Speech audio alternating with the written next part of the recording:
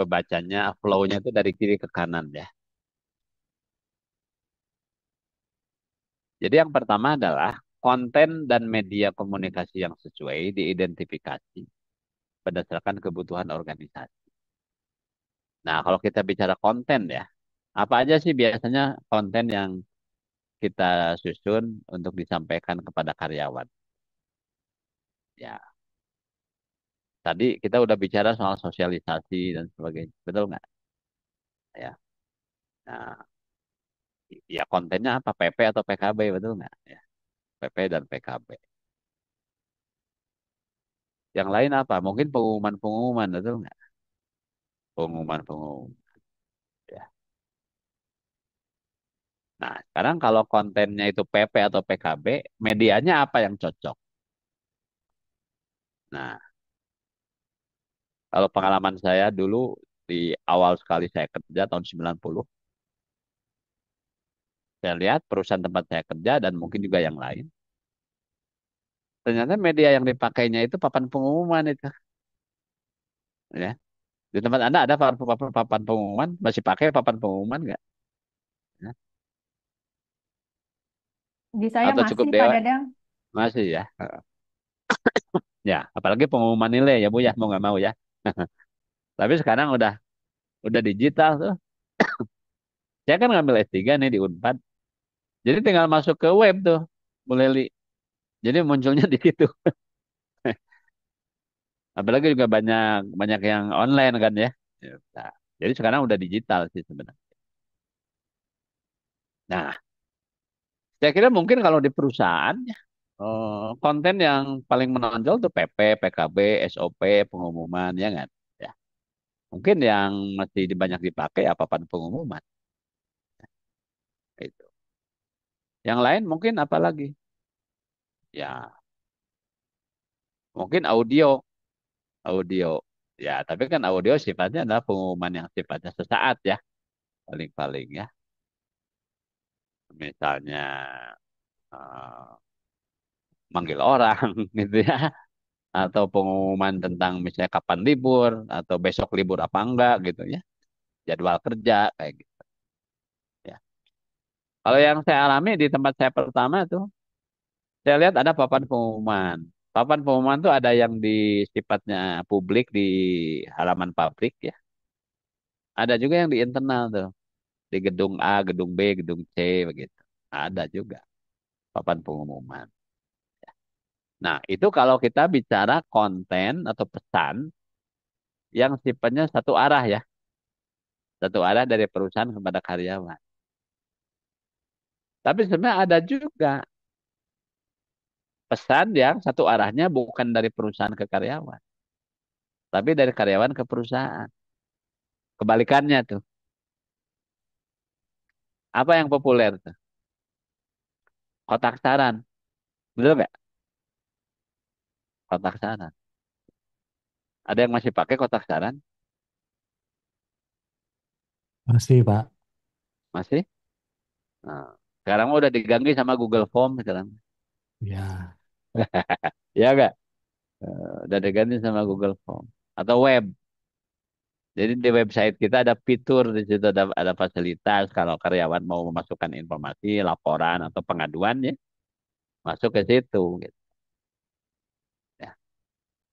Kan sekarang udah era digital, betul nggak? Jadi yang tadi saya sebut tuh yang konvensional tuh papan pengumuman, kotak saran, ya, sound system, ya yang dipasang di area pabrik di kantor gitu. Itu satu arah dari perusahaan ke karyawan.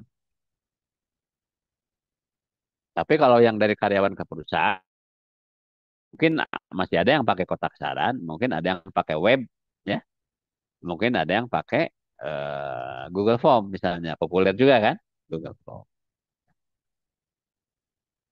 Nah, kalau yang sifatnya dinamis, yang bisa tiap menit tuh, apa yang populer sekarang?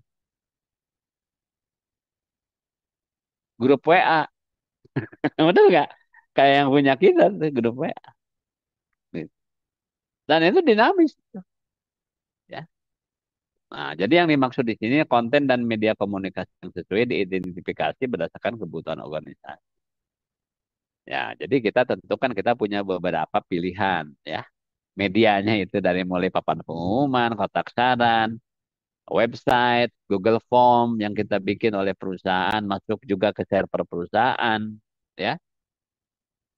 Kemudian apalagi yang lain, ya. Kalau dulu ada juga sih, ya, misalnya buletin perusahaan ya, buletin. Nah, atau apa? Employee handbook,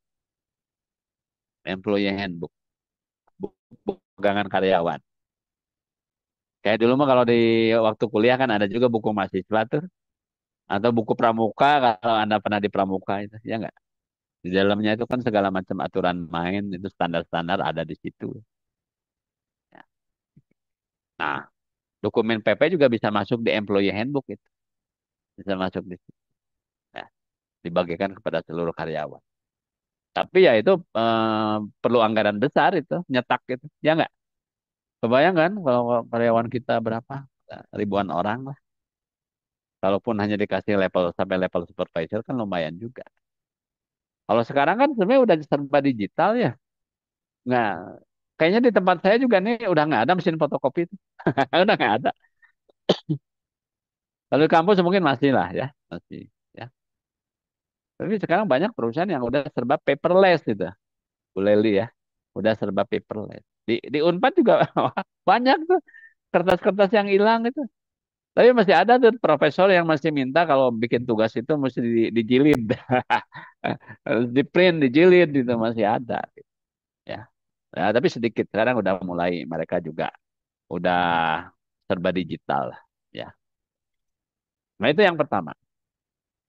Berikutnya ini masuk ke yang kedua ya, sebelah kanan ini. Konten dan media komunikasi ditentukan sesuai dengan tujuan komunikasi. Jadi tujuannya apa? Kalau tujuannya adalah sifatnya formal, penyampaian informasi resmi, begitu ya. Ya mungkin papan pengumuman bisa dipakai. Ya. Atau misalnya website perusahaan. Tapi tidak semua orang bisa akses kan. Itu ya harus diprotek juga. Nanti kan bisa aja orang liar dari mana kok tiba-tiba masuk ke website kita kan. Ya. Kalau di tempat saya kan setiap karyawan bisa masuk dengan menggunakan nick dia dan dia boleh protect dengan password masing-masing gitu. Ya, tuh. Harus harus ya kayak PIN lah ATM kan. Nggak boleh nanti sembarang orang bisa akses. Ya. Jadi tujuannya ya, apakah ini resmi atau tidak resmi. Ya. Kalau di WhatsApp mungkin lebih informal ya, WhatsApp grup. Dan menurut saya itu sangat membantu, itu sangat, sangat menolong. Ya. Berikutnya, yang ketiga nih, target komunikasi ditentukan sesuai dengan tuntutan komunikasi. Ya. Ya, kalau bicara tujuan komunikasi kan sebenarnya adalah menyampaikan pesan sehingga orang paham kan pesan itu. Intinya. Dan berharap dengan dipahami pesan itu orang berperilaku sesuai dengan yang diharapkan. Ya, sebenarnya kan simple aja sih. Ya. Cuma nanti audiensnya bisa aja dua tuh, bisa di dalam, bisa di luar. Ya. Tapi kalau orang kecuali kalau orang PR ya, orang humas ya. Kalau orang humas kan keluar kebanyakan ya. Sekalipun sebenarnya karyawan di dalam juga sebenarnya publik juga, tapi publik internal kan sebenarnya. PR-nya PR ke dalam gitu. Ya. Nah, kemudian bagian yang berikutnya adalah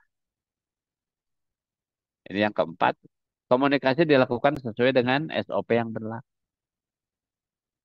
Nah, kalau lihat empat kriteria unjuk kerja ini, berarti portofolio yang mungkin aja ditanyakan. Ya, pertama, bisa nggak kita tunjukin kita menggunakan media apa saja di perusahaan kita.